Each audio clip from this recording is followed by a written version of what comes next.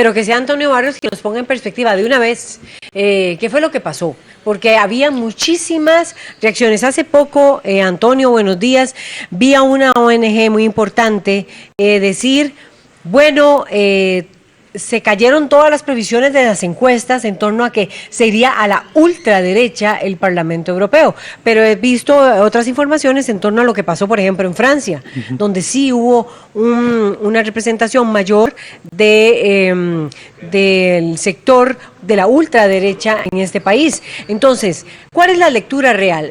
Las encuestas fallaron de verdad y se preveía que en el Parlamento Europeo la ultraderecha o la visión más de este sector ganó terreno o no ganó terreno. Buenos días. Buenos días, doña Laura. No, bueno, en estos tiempos tan aciagos, difícilmente las encuestas hoy logran pegar, como decimos, digamos, popularmente. Sí, es decir, casi en ningún país a nivel mundial hoy, en situaciones, digamos, de mucha incertidumbre, ante tanto partido político, ante tanto movimiento, ante tanta demanda, ante tanta protesta, cuesta mucho de que las encuestas hoy en día tengan la certeza que hace 20 años tenían. Para el caso europeo es muy interesante porque Europa está en una condición de incertidumbre desde el punto de vista sistémico, desde el punto de vista económico, político, ideológico, y cuando hablamos de lo ideológico estamos hablando de cómo los partidos de extrema derecha, que empezaron inicialmente como movimientos locales, regionales, y ahora tienen una fuerte presencia en el Parlamento Europeo en estas últimas elecciones y han logrado también escaños importantes en las elecciones legislativas en cada país, pues definitivamente, en efecto, si bien en algunos países de Europa la presencia de la extrema derecha es un poco más débil, eso no significa que conforme pase el tiempo se va a ir consolidando más. Es decir, en Francia es donde nace, llamémoslo así, pese al monte, Jean-Marie Le Pen, el papá de Marine Le Pen, que a pesar de que han habido desde el fin de la Segunda Guerra Mundial hasta la década de los 90 leyes que prohibían la presencia de ese tipo de partidos o con discursos xenófobos, no le quedó contra más los migrantes, contra los inmigrantes, contra los musulmanes, contra todo que aquello. Algunos consideran son discursos de odio, ¿verdad? Claro, es decir, en la década de los 90, cuando empieza el movimiento de Jean-Marie Le Pen, empezó hablando primero contra los negros, es decir, se hablaba de una Francia blanca. Cuando empieza todo el fenómeno musulmán a pegar fuerte en todos los países de la Unión Europea, principalmente con todo este fenómeno incontrolable de la inmigración africana y de los países del Medio Oriente, sobre todo sirios, que están buscando refugio en Europa, se reorienta el discurso y ya no solamente es una arremetida contra los negros en ese discurso de una Francia blanca o de una Austria blanca, sino que ahora también es un discurso contra los musulmanes. Ahora también hay un discurso que se ha venido perfilando, que es el creciente antisemitismo y lo que es la creciente islamofobia, en función de fortalecer a los grupos de extrema derecha por lo que ha venido ocurriendo en Europa, principalmente. Y a todos los migrantes que vienen de África. Claro, sobre todo porque todos los atentados que ha venido sufriendo Europa, principalmente a manos de grupos musulmanes, le da pie para que el discurso de la extrema derecha, en términos ideológicos, sirva como plataforma política para ganar escaños y ganar adeptos a través del tiempo. Y sobre todo en el Parlamento Europeo. Claro, es decir, son 700, claro que sí, 751 miembros al Parlamento se eligieron en esta oportunidad y en este momento, pues, dependiendo del país, ronda entre un 15 y un 25% de la presencia de la extrema derecha a nivel de diputados. Es cierto que Marine Le Pen, a través de Francia, es la que tiene mayor representación en el Parlamento Europeo, pero eso significa un embalantamiento en el resto de los países para poder que otros movimientos de extrema derecha puedan ir ganando escaños en próximas elecciones en el Parlamento Europeo. Pero entonces, ¿por qué se dice, bueno, que tienen un 20%, ganaron más en relación con el año pasado o con años anteriores? ¿Por qué se dice que no ganaron como se preveía en las encuestas que iba a ser arrollador? Es que cuando se habla de que no iba a ser arrollador es que se pensó que todos los movimientos de extrema derecha en toda la Unión Europea, en cuenta, por ejemplo, con el primer ministro Orbán en Hungría, que es de extrema derecha. Se preveía de que iba a ser un elemento arrollador en todo esto, pero definitivamente no lo fue en el sentido estricto de la palabra. No significa que no ganaron escaños, claro que sí, pero bueno, es parte del proceso gradual que la extrema derecha ha ido logrando en función de poder consolidarse como movimiento clave, como partido político y como la posibilidad de que en el futuro muy cercano, como ya lo he dicho en otras oportunidades, lleguen a convertirse a gobierno. Es decir, yo creo que en los próximos 5 años, en otros procesos electorales en donde dentro de la Unión Europea es un proceso muy complejo, porque se hacen elecciones regionales, se hacen elecciones nacionales y se hacen elecciones al Parlamento Europeo, son 3 procesos muy distintos, es una dinámica política muy fuerte dentro de la Unión Europea, que a pesar de que la socialdemocracia ha venido gobernando en los últimos 30, 40 años en Europa, pues hoy en día la socialdemocracia como partido político y como gobierno se ha venido debilitando por todas las incertidumbres que la Unión Europea tiene en el aspecto económico, en el aspecto político y todo el replanteamiento que se está esperando que la Unión Europea haga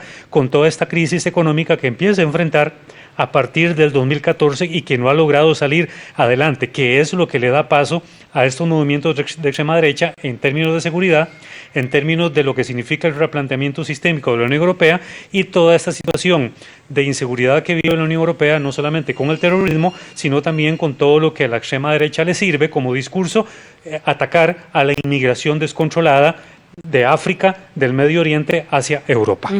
Y veamos, a ver, no sé si la primera, porque vamos a desplegar unos mapas, el primero, Antonio Barrios, está relacionado precisamente con qué aspecto. Con el resultado de los ecologistas por país, que es bueno, porque ese es el otro movimiento que dicen claro, que también creció. Claro. Aparte de los nacionalistas, que no de la ultraderecha o la extrema derecha, que es en su mayoría caracterizada por la xenofobia.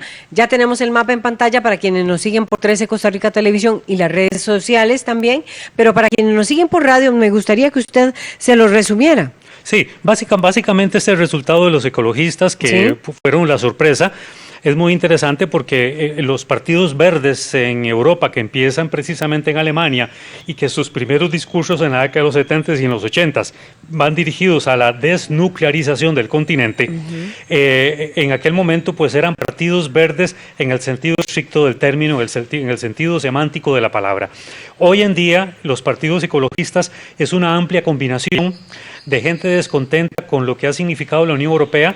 Ahí dentro de los partidos ecologistas, al igual que dentro de los partidos de extrema derecha, están los eurófobos, están los euroscépticos, están los europesimistas, están todos aquellos movimientos que han dejado de creer en la Unión Europea como modelo económico, como modelo político, como modelo cultural, como modelo de desarrollo, y están también dentro de esta raigambre enorme que es los partidos, los movimientos ecologistas.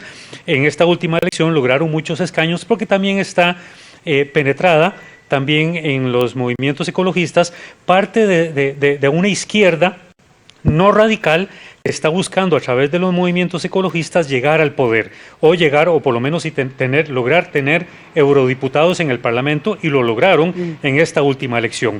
Cuando estamos hablando también de los europesimistas y de los euroescépticos o los eurooptimistas, son todos los movimientos de liberales y conservadores que también todavía persisten, y un poco el ala socialdemócrata que está bastante debilitada, pues tratando de rescatar los parabienes de lo que significa la Unión Europea en términos de democracia y qué podría significar si la Unión Europea se debilita más. Bien, vamos a al otro mapa. La otra información que me parece muy importante, que es el mapa 2 de la extrema derecha en Europa en 2019. Ahí ustedes pueden ver, los televidentes, cómo los movimientos de extrema derecha, con un sinfín de palabras que tienen toda una riqueza semántica, como todo, ahí está representado en el mapa, como hay una gran cantidad de Bueno, partidos pero de leamos los extrema números. derecha. A ver, Dinamarca dice 21.1%. 21.1, que es un porcentaje. Alemania 12%. Exactamente. Reino Unido 1.8, ahí no. En Francia sí, 21.3. Claro. Igual que Dinamarca. Estoy viendo Suecia 12.9 o Polonia 37%. Vea qué fuerza tienen en Polonia. Claro, eso fue de la última elección y esa parte, a la parte izquierda, donde dice Dinamarca y el nombre de cada país, es cuando el movimiento o el partido fue creado en el 2015, en el 2017. No quiero que se confundan porque eso no estamos hablando de años en elección, sino que ahí lo que habla es cuando el partido fue creado o cuando salió a la luz o fue inscrito para poder participar legalmente. Por eso, en los pero el procesos. Porcentaje tiene que ver con la representación actual. Exactamente. Entonces podríamos decir que Polonia, Austria, 26% Austria, Polonia, 37%, Francia, 21%, Suiza, 29%, y son los países en donde más ha crecido la ultraderecha, la extrema derecha, versus, por ejemplo, Reino Unido, que tiene un 1.8. Y eso se explica también de por qué ha crecido la extrema derecha más fuerte en algunos países de Europa que en otros no, por las rutas que los inmigrantes de África están tomando y cómo eso se suma al descontento de los gobiernos a nivel local, a nivel regional y a nivel nacional, de cómo se le recrimina de no hacer nada respecto a la seguridad y al tema de la inmigración. Entonces, ahí es donde los movimientos de extrema derecha han logrado crecer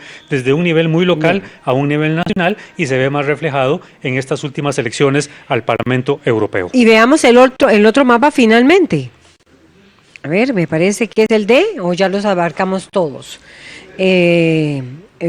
Sí, creo que sí, que ya los abarcamos todos. Eran uno relacionado con la presencia importante de los ecologistas y la otra la extrema derecha. La extrema derecha, vean que datos muy interesantes y muy reveladores, Antonio Barrios, sobre ese crecimiento en esos países, porque uno siempre ha tenido la idea, pero bueno, finalmente, deja en entredicho qué futuro puede tener qué futuro puede uno ver o puede uno estar tranquilo con estos resultados sobre el papel que sigue teniendo la socialdemocracia en Europa o no, o hay que estar alerta y preocupados por estos porcentajes tan altos en ciertos países de Europa de la extrema derecha xenófoba y demás que usted muy bien ilustraba. Bueno, hablemos de la socialdemocracia. La socialdemocracia ha sido el modelo económico y político, más allá de lo que muchos adversan sobre la Unión Europea.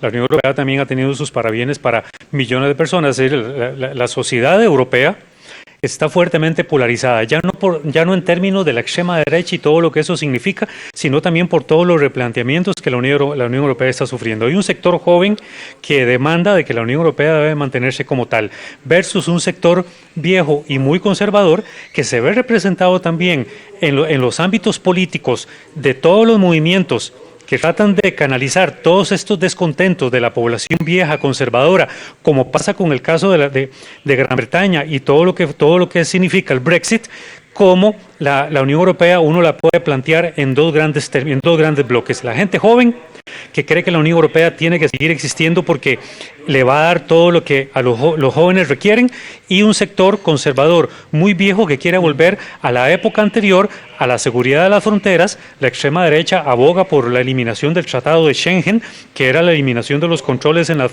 fronterizos a lo interno de la Unión Europea, pero fortaleciendo todo lo que significa el marco exterior del continente de la Unión Europea, que es lo que llaman el Frontex, que es el fortalecimiento de las fronteras exteriores, producto de la migración, pero todo el replanteamiento de la socialdemocracia que se está debilitando es por la crisis económica que empieza a sufrir la Unión Europea a partir del 2014 y que no ha logrado dar todas esas respuestas de mejoría económica, y que lo que han más bien generado es incertidumbre en la población, y que le ha permitido a todos estos movimientos poder ofrecer alternativas muy distintas que la misma socialdemocracia no ha podido dar a la población.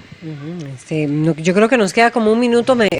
Me llamó muchísimo la atención, Antonio Barrios, ver cómo ha crecido el movimiento ecologista. Me llamó en ese mapa que usted había presentado anteriormente, sobre todo en países como, vamos a ver, estamos hablando de la parte más verde me llamaba la atención, Suecia, Finlandia, al tiempo que ahí crece la ultraderecha, en algunos de ellos crecen los movimientos ecologistas, o sea, surgen como contrastes de ese tipo.